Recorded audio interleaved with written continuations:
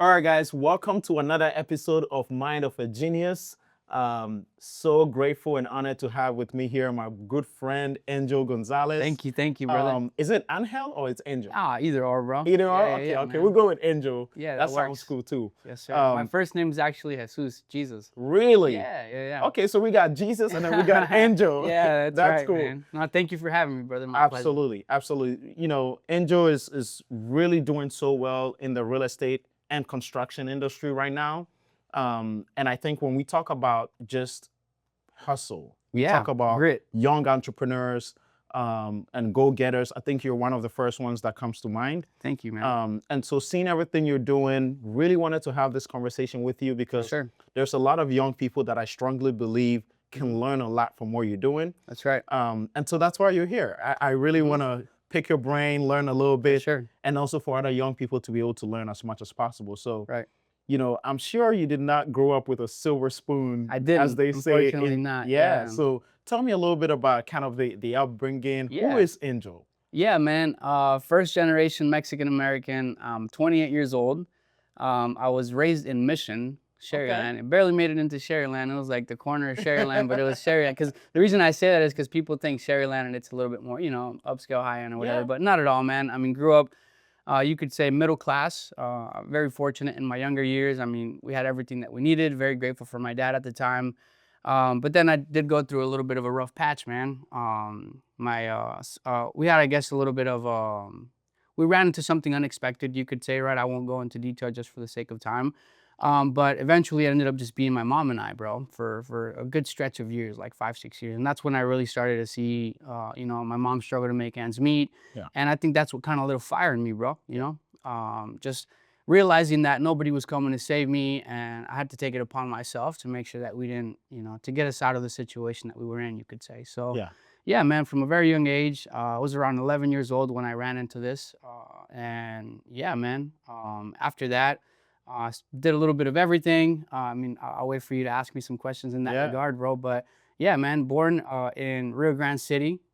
Okay. Yeah. But I lived in Mexico for a couple of years, and then my parents brought me to Mission, man, and that's where I was raised, Mission, Texas. So at 11 years old, what was that, because having to live with your mom alone at 11 Right. years old, I'm sure kind of took a mental toll on you. Yeah. How was that feeling at the time? Yeah, man. I mean, it wasn't. I mean, obviously there's people that grow up worse. I mean, I can't sit here and say that it's like straight from the gutter or something like that, right? I mean, but just living little things, and how can I phrase this correctly? Just pretty much like running into realizing or seeing firsthand what it feels like to like get your water shut off, or your light shut off, things of that nature. You know what I mean?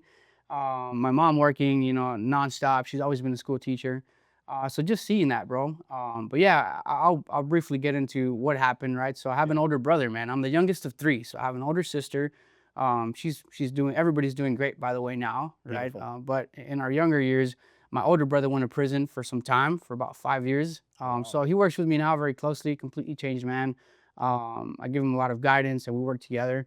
And the same thing with my dad, man. So that's how my mom and I ended up pretty much just living together, bro, in a little apartment complex in McAllen, kind of hopping from one unit to another. But yeah, man, kind of seeing that once again, it just lit up a fire in me, and I knew that I was meant to do more, right? Meant for more, and I wanted to strive for greatness, and I just wanted to get us out of the hole and the position that we were in, man. What made you feel like you were meant to do more? Because I'm sure there's a lot of young people growing up, right? and it's like you don't think, based on the situation you're in, you don't think that there's more out there. Right. There must be something that you saw that made you feel, you know what, like I can do better. Yeah. I've just always been a go-getter. I've always been somebody to very self-aware, for sure. From a very young age too, I was always in trouble. And I don't know if it was because of the way that I was raised or the things that I saw around me, and some people I still follow me that I went to like elementary with and whatnot. But I was always in like alternative school, and I was always in like, trouble, just a big troublemaker. Really? That stopped kind of when I hit middle school. Okay. But always self-aware, because even at that age, I always like to reference this and say this. Even though I knew that I was like misbehaving and I was doing this wrong, I recognized and I knew that it didn't matter because I was young. I was a kid, and I knew that later on this wasn't gonna, it wasn't really gonna matter, right? But yeah, man, I don't know, something in me, I just always knew that, I saw obviously, movies, I would look at my surroundings and I'd see other people doing like very well, and I knew that I wanted to be in that position, and I knew that it was possible, bro. That the sky's the limit, and you could do anything you set your mind to, and through grit, through sacrifice, through delaying gratification, and these are also values that my mom instilled in me, brother. Also, so saving my money, not spending money, not seeking validation from people that really didn't matter. That through taking this course of action, that I'd be able to take it to the next level, man. And then one thing led to another. I'm very fortunate, very grateful to be here. But yeah, man, we were able to kind of make it out, you could say. Yeah, and I think that's important because there's a lot of young people who may be stuck in that cycle, right? Of like, being stubborn, they call, or doing things that may not be necessarily good for them. Yeah. And maybe feel stuck even in a cycle, right? Whether it's be generational curse. Or exactly, this is what they call it, right? Right. And so I think your story, in my opinion, is a way to inspire them to know that there's a way 100%. to get out of that lifestyle, man. That's right. Yeah. And so, obviously fast forward that you're doing amazing. You're doing great now. Thank you. Yeah. So Angel, you didn't always have interest in real estate. Like before real estate, what were you doing? Yeah, man. So I've done a little bit of everything in my life, man. I always say that I'm a salesman at heart. I've been selling since I was a little boy. So funny enough, and before I mention this, I recognize, and I'm pretty sure that this is illegal, but when me and my mom, once again, we lived together, she would get food stamps, right? I mean, she would get government assistance and stuff, which also is why I have a lot of values as far as, I'm not going to get political or anything like that, right? I'm a capitalist, obviously, but going a little bit off topic here, but because of the way that I was raised and that I grew up, welfare, Section 8, things of that nature. Yeah. What I was getting at though is that my mom would receive food stamps, and we wouldn't spend all of it because it was just her and I, so there was always a surplus. And she would actually give me her food stamps, and I'd take it to I'd buy snacks, Gatorades and stuff at the store, and I'd go and I sell it at school, man. So from a very young age, I just always knew that I was flipping, I was making money, I was always trying to hustle, grind, and I mean, I was really, really young at this time. And I got my first job at Blockbuster Video. Actually, no, my first job was selling Herbalife. We were talking earlier, Lorenzo. Yeah. I was about 15 years old. Yeah. And I started selling Herbalife, man. And that went okay. I would sell, the product to my mom's friends and stuff like that. Yeah. So making a little bit more money than a kid my age normally would. And then that ended up not working out, I guess, to what I was expecting of it. And I worked at Blockbuster Video. So stacking DVDs, man, it was my first job. And some folks will not know what Blockbuster is. They won't. Yeah, I think I don't know. I think they're officially all closed down in the RGB. But I worked at one of the last Blockbuster Videos in the United States. Wow. Surprisingly, yeah, man. So worked at Blockbuster Video, and after this, I picked up a gig. I think it was at Lowe's Home Improvement. Okay. So worked at Lowe's. So I always say that I was blessed to be able to have to experience different walks of life. Yeah. So working retail, working everything, sales and whatnot. So. Worked at Lowe's Home Improvement in the lumber department, and this is where I grew an incredible liking for construction, and I knew that I one day wanted to do that because I would, talk to the contractors that would come, to the store, and I'd sell them lumber packages, and I'd see them making purchases of like 20, 30, 40 grand and whatnot. So I saw that from a young age because I was probably like, I don't know, 18 at the time or something. After this though, I got another gig at a pawn shop. So went back into sales, you could say, because the pawn shop was sales, and it was also like an hourly rate or whatever it was. Very minimal, by the way, but started working at pawn shops, and this is also where I was able to refine my skill set on the negotiation side of things, because, man, you would see a little bit of everything at pawn shops, man. I mean, kind of, people coming in with desperation, very difficult situations, people making scenes and whatnot. So handling different situations like that socially, I was able to, grow a lot of good skills in that aspect, So I worked there for some time. And by the way, every kind of gig that I had from a very young age, once again, I was always a go-getter. So I always strive for more. I see where I could improve, doing a little bit more than what the job title or what the job description kind of entailed. And I would always kind of climb the ladder. So when I was working at the pawn shops, I eventually had my own store. So I'd open and close and stuff like that. Wow. And I found also a way that I could make a little bit extra income or extra money, because I was always into flipping and stuff like that. The flipper at heart. Yeah, man. Yeah. So, and I ended up getting let go for this, right? But I'll get into that here in a little bit. I didn't think I was doing anything wrong, honestly. I didn't, in my personal opinion.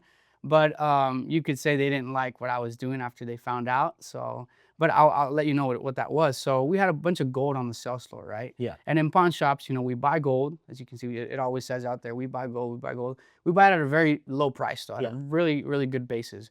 So after these fabricated pieces of jewelry don't sell, after they're out on the sales floor for like, let's just say 2-3 months or whatever it is, if they don't sell, they send them out to get scrapped.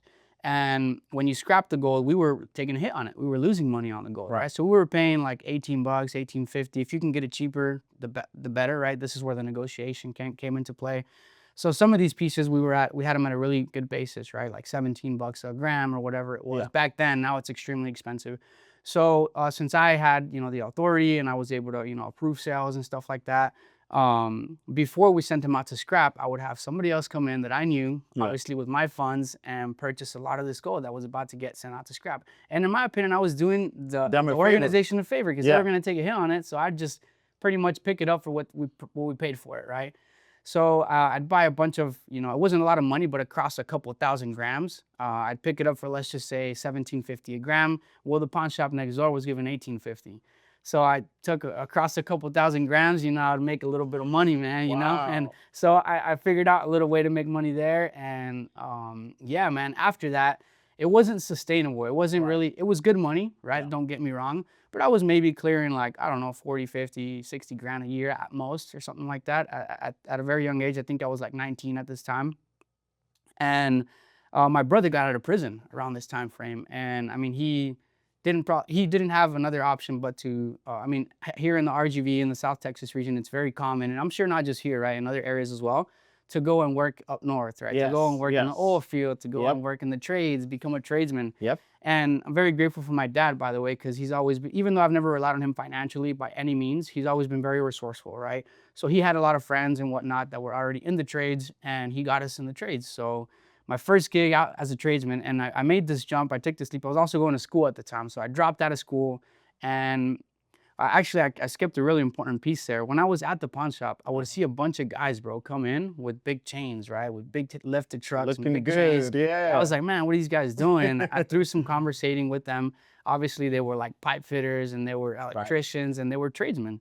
But they were trying to, you know, they were trying to live a life that they couldn't keep up with, right? By having all of these expensive material possessions and whatnot. So come layoff season, right? Everybody knows what layoff season is. They'd come to the pawn shop and they'd pawn these big pieces of jewelry.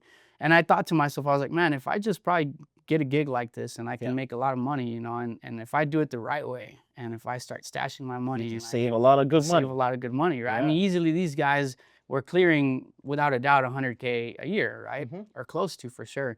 And that was, in my opinion at the time, that was what real money was, right? And so off I went, bro. I started working in the pipelines. It wasn't what I was expecting, at least my first gig. I was making like $16 an hour, no per diem. I mean, you know, very, very labor demanding work. Back-breaking job pretty much, man. It was tough. Yeah, we were picking up in the pipeline. They have this pipe that they lay in the trench, right? But before it goes into the trench, they have to weld it, and they have to put it all together, and they have to set up the pipe alongside the trench. So after the pipe's inside the trench, there's a bunch of wood, miles and miles of pieces of wood. They're like 4x4x8s. So big posts that you got to pick up. And that was my first gig, picking up those posts. And I'm talking, I got pictures, man. I mean, truckloads that we would manually lift. Yeah, it was like a group of like 3-4 guys. My brother was always working alongside me, and it was tough, man. So we were doing that, and then eventually one thing led to another, and I met some people out there. We were staying in the same Airbnb, I think.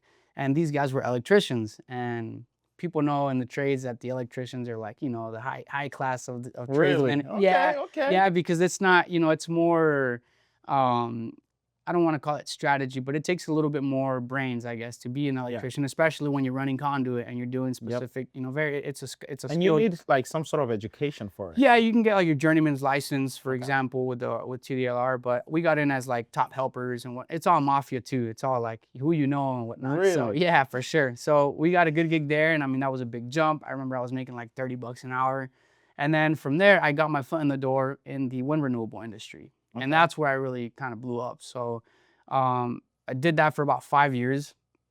So from around, I was still 19 at the time, did that for 5 years.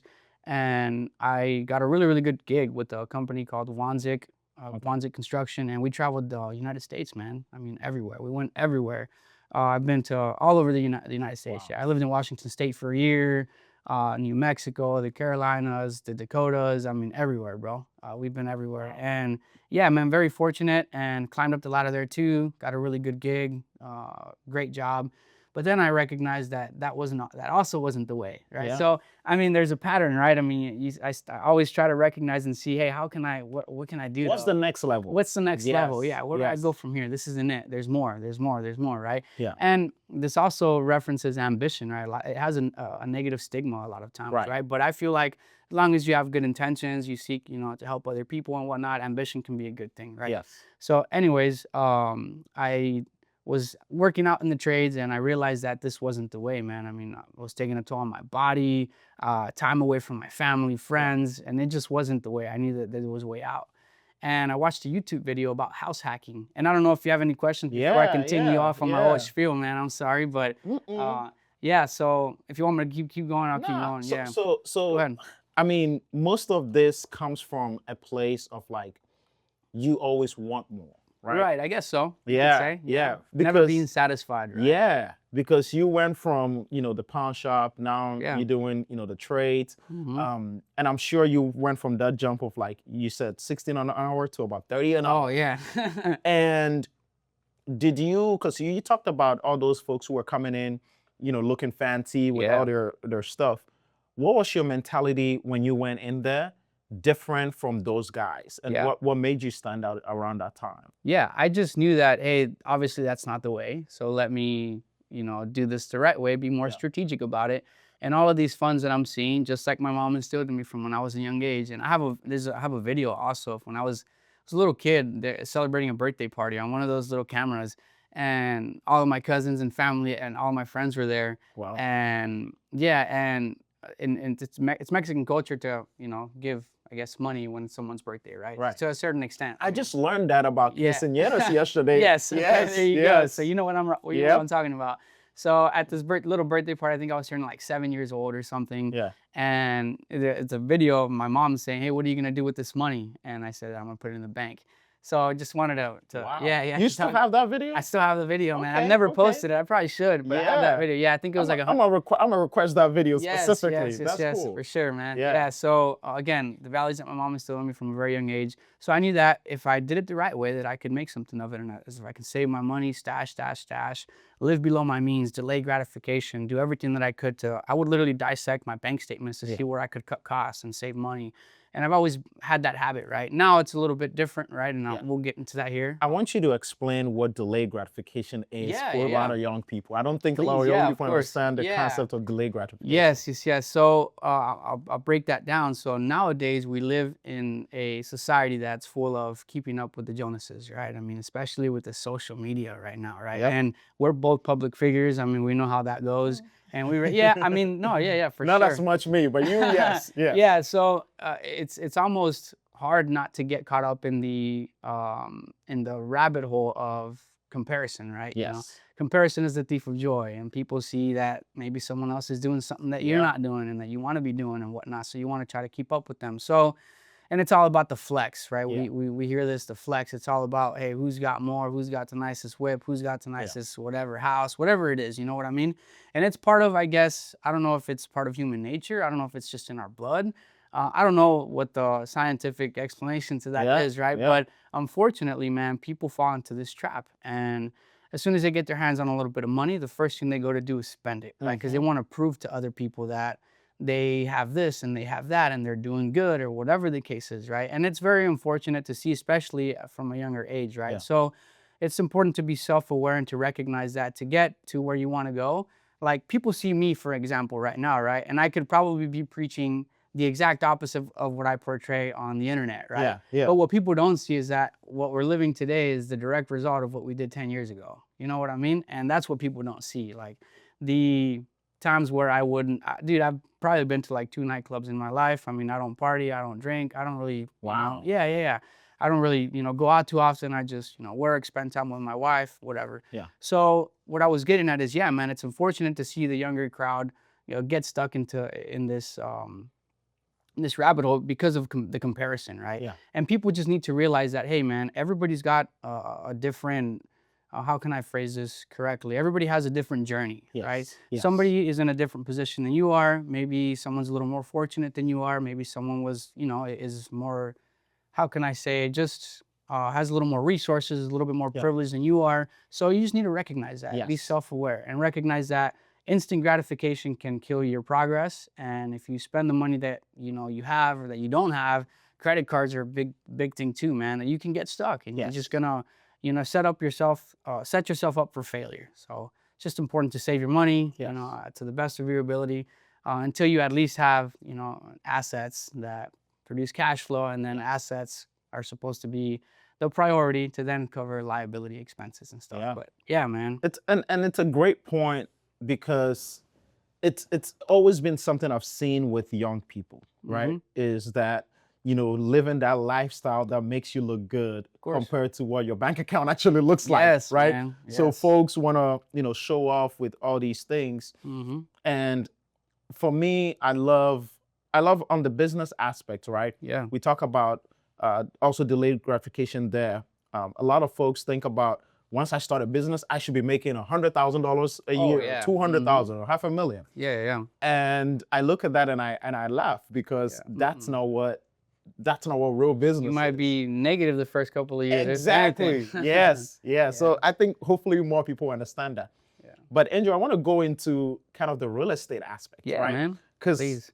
that's where you kind of pivoted, and even Right. then you still pivoted from that. Yeah. Right. That's right. So tell us a little bit about kind of getting into real estate and how kind of that started in the first place. Yeah. So as I was telling you that I was a tradesman, making great money, no complaints, very fortunate, very blessed. I was traveling the United States. The camaraderie was great. I was working with a bunch of buddies. I made great relationships from all over. But I recognized that this wasn't the way, that there was an escape or there was a way out, that I could set myself up to where I didn't have to do that anymore. Yeah. And I watched a YouTube video about house hacking. So what Okay. house hacking, I don't know if you know what that is, but it's where you buy a piece of multifamily or even just a house, right? And you rent out some of the units, right, that the property comes with, Fourplexes. fourplexes, Yeah. triplexes, duplex, or even just a house with room sharing, right? And you can not live off of the rents from other people, but at least cover, your mortgage, your principal, interest, taxes, and insurance, right? When it Yeah. comes to your real estate note, right? Your debt service is what we call it. And you could live for free. So I saw this and I was making great money. I had a good W-2 income. I mean, my tax returns were healthy. I was 6 figures, and I still wasn't really, there was a balance, don't get me wrong. You have to enjoy the fruits of your labor also.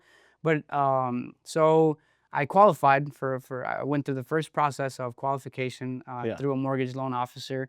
And shout out to Ricardo Torres. He's Okay. with CMG. Yeah, he helped me with my first loan. And I remember I qualified for like $500,000, bro. And it was very, I was 20 years old at the time, 21. I think I was, about 2021. And he qualified me for this amount of money, and I was like, whoa. And I was surprised, right? And my instinct was like, dude, I want to go get a big ass house. Like, I'm gonna get a nice house, right? That's what I wanted to do. That's the normal thing to Yeah, do. that's like what I wanted to do. Yeah. But I stayed, true to what I was always, what I believed in. Yeah. And I knew that there was a better way, so I bought a fourplex back when they were accessible, back when they were affordable. Because now it's a rich man's game. I don't think. And I hate to say this because I'm a real estate agent and I have clients that have, I'm not a real estate agent, what I primarily focus on. Yeah. But people might not like to hear this. I genuinely believe that it's a rich man's game because, fourplexes are very expensive right now. They're like $500,000 and they don't really make a whole lot of sense unless you buy them cash or you give a big lump sum down payment.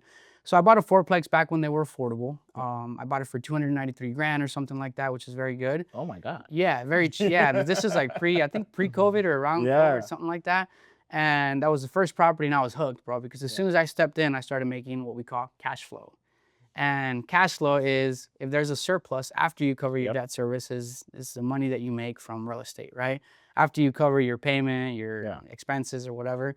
So I started making about $1,000 from my first property, and I was like, wow, okay, there's something here. This I can feels do good. it. Yeah, this feels good because I didn't really work for it, right? Mm-hmm. And after this, this is when the prices started to climb a little bit. So I started buying single family homes. Okay. So I bought a fourplex, and then throughout my career in the trades, I bought 3 other single family homes. And I was making good cash flow because across the 4 properties, you could say it was 7 doors at the time. We call it doors in the real estate space. I was making about 20 some $100 per month, like 21, 2200 across all of them. So it wasn't much, but it was enough to sustain myself and my personal expenses and my truck payment, my mortgage at the time. And I decided to go all in, bro, into real estate. Got my real estate license. And I did it also strategically. I didn't just dive in head first with no plan. I had savings, I had about 6 figures in savings set aside.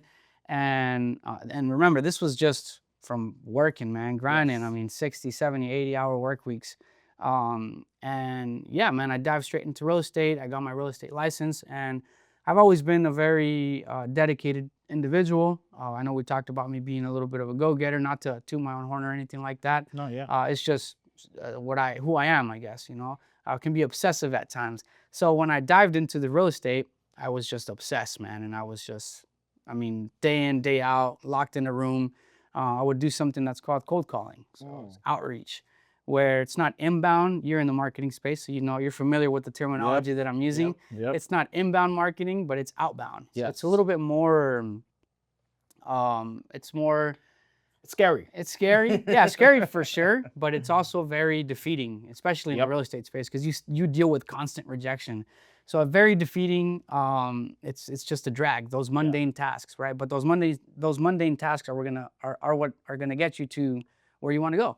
So I became obsessed, and I started racking in a lot of commissions. I became a listing agent. I've never really represented a buyer when I was an agent. Yeah, so I've always been a listing agent.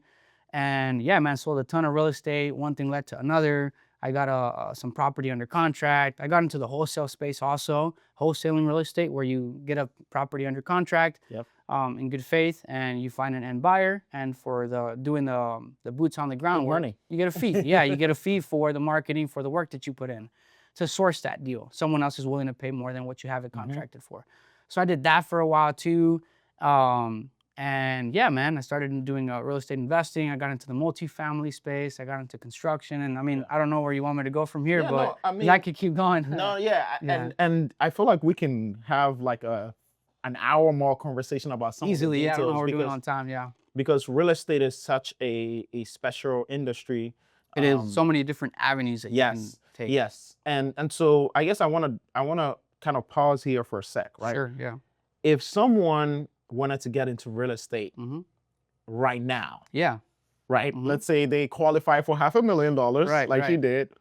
What is that one advice you would give them on what route to specifically take? Yeah. There's wholesaling, there's all of these avenues. What specific route would you advise? So if I were to start from zero, if I were to start all over again, I would definitely not focus on building a rental portfolio.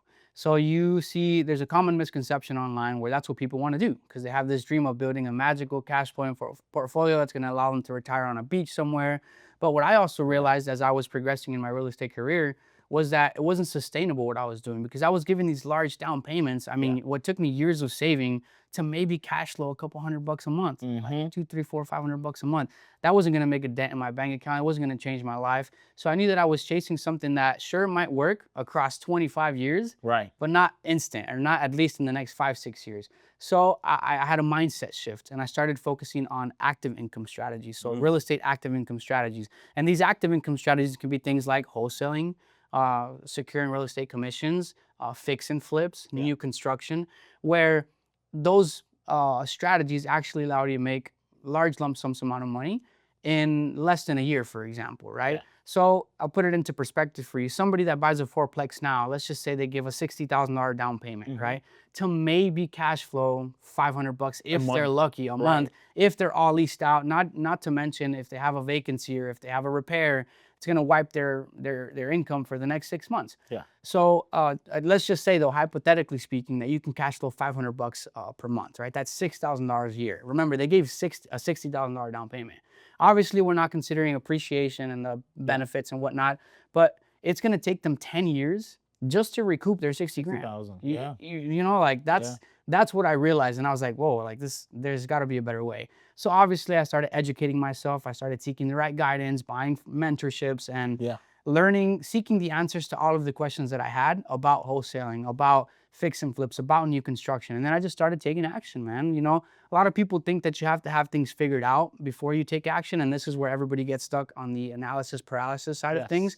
But it's important to realize that nobody has it all figured out. Not even I do, you know? Thank you. It's about taking action, execution, and figuring it out along the way. Yeah. So that's what I recognize. So I would encourage somebody that's just starting out to focus on active income strategies as opposed to rental, trying to build a rental portfolio. And I preach this, and I have an educational platform now, Beyond the Blue Collar. I don't know if I've told you a little bit about that, but yeah, man, that's what I would recommend somebody do. So right now I think you're a little bit more focused on new construction. New construction for sure. Okay. Yeah. Okay.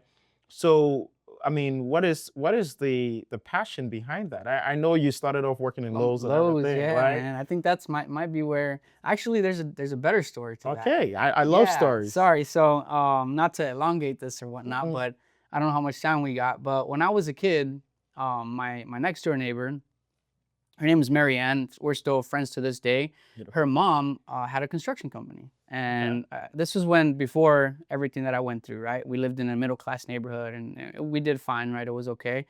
And I knew that her mom would make really good money. Yeah. I knew that, and I recognized that. And I remember there was these magazines that now it's all social media, but there was these magazines that they would come out with back then, and I don't know what they're called now. I think they still have them. But I remember she would show me that her mom was in like magazines and stuff, and they had nice cars, and I knew that she made good money. So that's also where I picked up, hey, maybe construction is something to focus on. And then Lowe's, I would see these contractors coming in, and I'd see them buying, lumber packages for, more money that in my eyes at the time was like, what? Like it wasn't attainable. It seemed so out of reach for me. Yeah. But then I slowly started thinking, no, this is attainable, and it's closer than you think. Yeah. And you can do it, right? So. But yeah, man, that's why I like, that's kind of my passion behind new construction. Yeah. More sustainable for me now, and I focus on it more now because you kind of create the market. It's more, there's risk, right? There's risk. Where there's no risk, there's no reward, right? I agree. So compared to fix and flips and wholesale, the reason why I tapped into new construction right now is because I went through, through a partnership split where we had a good system in place for sourcing deals for fix and flips. And I was focused on fix and flips for a long time. But since I decided to exit and start fresh, that's why I'm focused on new construction. Gotcha. So give me a master class, Angel. I know, so Angel has a mentorship program, right? Yeah. I probably should take the class instead of asking him for free master class here. Right. But I want you to give me a master class, right? If I wanted to get into new construction for the first time, what are some of those numbers? What do they look like? Give me like a classic Angel breakdown. Sure. He's well known very much for his classic breakdown. So the construction costs. Yeah. Yeah. I mean, man, there's so many different, I guess, factors, right, that come into play. We can call them. But I mean, in the new construction space, man, there's a lot of risk involved. The smaller the house you build, the less money you make, you could say. But there's also the buyer pool, that there might be more of a buyer pool in the smaller home section, right? But when you build a bigger home, your capital goes a lot further and you make a little more money. But I mean, I'll break it down. I mean, normally there's a standard rule of thumb that on a new construction project, the land acquisition, meaning the price of the land, should be around 20% of your ARV or there's also a little bit of room for an exception to go a little bit over. Yeah. But I mean, if I don't have my calculator in front of me. I wish I could calculate things in my brain, right? But so that's a good standard rule of thumb. So let's just say ARV is going to be 300 grand, right? 300,000, your land acquisition should be no more than 20% of the 300K. I don't know what that pencils out to. I'm assuming 60 grand. Yeah, that is doing numbers, right? Yes. So that's kind of a good rule of thumb, right? Now, obviously, there's room for real to quick. make an What is an exception. ARV? Because some of us are dummies in real estate. ARV, and I wouldn't even call. I mean, I guess you could say I call it ARV, but ARV actually stands for after renovation value or after repair value. But in new construction, it might be a little different. Okay. So it's what the property's going to be worth after it's all said and done. Beautiful. After you've completed the project, pretty much, right? Okay. So, and then you should also be on target to make around a 20% margin. So from this project, you should also be, a healthy deal will make about 60,000, right? Now, that's not always the case, right? I mean, there's holding costs, there's a lot of different things that come into play. and maybe you might make 40, maybe you might make 35, and that's okay, right? I mean, as long as you come out on top. But yeah, man, you just have to dial in your construction cost. I mean, I always stress to get 3 bids per trade, so make sure you don't get overcharged. Make sure you pick the right location. Location is everything. I know a lot of people that lose money on new construction because they don't underwrite properly. So make sure you do your due diligence. Look at the surrounding properties. Look at what everything's been selling for. Seek guidance, whether it be through an agent or somebody that's already familiar with the market, so that you don't make the same mistakes. Yeah. So I know that you mentor people, and I've seen you have a good group of people that you mentor. We just started, dude. By the way, and you maybe like a month and a half, 2 months ago. Yeah, it's definitely becoming bigger than I anticipated. Yeah, and I'm ready for it, man. I feel like now it's a responsibility that I have as far as fulfillment, and I take it with a lot of pride. I mean, and I want to make sure that we set people up for success and. Very accessible, by the way. I mean, I know people that are in the same space that I am that charge ridiculous amount of money for these types of mentorships. But the only reason I launched this, man, is because the social media stuff became a little bigger than I was expecting. I was just trying to document my journey, inspire, do this, do that. And then it got to where I was receiving hundreds and hundreds of messages, right? And at first, sure, I'd love to take the time to respond to everybody. Time is money, man. And I'm I'm an open book, right? I mean, I normally share everything that I have going on. I don't really care. I used to be very discreet, but the mentorship program came from just it not being possible for me to get back to everybody. I needed a system in place. I needed to monetize it somehow. Otherwise, I couldn't justify trying to help everybody. If not, I'd be there all day and I wouldn't be able to even do my own things. Exactly. So, yeah, man, I have a full-blown team now beyond the blue collar. I mean, I've got full-time editors on payroll. I've got some partners on a profit-sharing structure. Yeah. And we got DM setters, close. We got a little bit of everything. Yeah. So it's super cool, man. Yeah, man. And it's we got one-on-one. We got community school. It's hosted through school. Yeah. So it's like 80 hours of just strategic data. Me just diving deep into everything. Yeah. And I think it's important because a lot of people skip the learning part of it, right? And I think this is where obviously there's online course scams out there. Yeah, for sure. So be careful. But I think for the most part, if you can provide that mentorship, that guidance, right? For example, for someone like me who has no idea, I didn't even know what ARV meant, right? Yeah. So to know some of this kind of information from someone who has done it and done it well, I think is crucial. It's important. So I agree. I know I did. I might join the class. Real estate generally is super important. It's an important part of our life. That's right. Angel, we're running short on time, no, you're but good. Yeah. I really want to kind of pick your brain a little bit, right? I know faith is very important to you. 100%. I wanted to make sure we got into it. To me as well, right? So how does that play into everything you do as a businessman? It's number one, man. I mean, all glory to God, right, for everything that I've been able to build to this point. I'm very grateful for my parents and my upbringing as well for instilling the faith that I now have today. I mean, I think I've always just been a firm believer, let go and let God. And I genuinely believe that if you I mean, I'm sure you've heard that there's several different ways this is phrased, right? But it's seek first the kingdom of God and everything else will inevitably fall into place. So I genuinely believe that. And I think if you do right by others, you let go, you let God and you help other people, I think everything else will inevitably fall into place. So faith is number one for me, 100%. And yeah, man, I think everything that I've built is through faith. And I really want to point this out as well, because again, I can portray what I can portray on social media and whatnot. Yeah. As far as like the material possessions and now with the whole supercar and this and that, right? I mean, and it's marketing strategies at the end of the day. Yes. But I think it's also important that we need to recognize that you can keep chasing and you can keep trying to build and you can keep, doing what ambition, right? It's a never ending, I don't want to call it poison, right? But it's just a never ending chase, right? Yeah. And it's important to note, and if we can, close out with this, unless you want to, briefly mention anything else, is, there's always a void, and that void, we will never be able to fill it. And the only thing that's going to be able to fill that void is faith, man, is one and only, man, our Lord and Savior, Jesus Christ. Yeah, and I love that, because even personally for me, that's one of the most important aspects of business, because once you have that grounding, you won't do people wrong. And, being in business for the last couple of years, I've seen so many people who just fundamentally are not good people, and it Yep. bothers me so much. And I think if you have that faith and the belief that God is looking after us, Yes, sir. Jesus Christ is our Lord and personal Savior, That's and right. everything we do, we are accountable to someone, 100%. and that's Him. That's I right. think that would kind of move your path and the way 100%. things go.